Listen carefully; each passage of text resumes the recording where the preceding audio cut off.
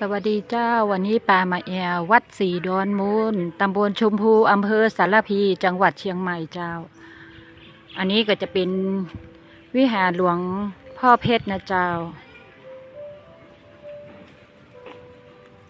อันนี้จะปามาพอบริเวณรอบๆนะเจ้า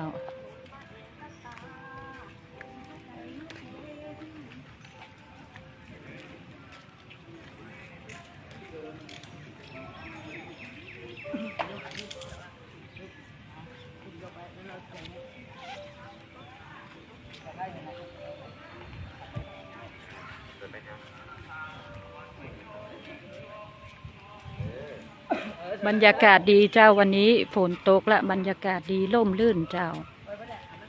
อากาศเย็นสบายวัดสวยงามเจ้า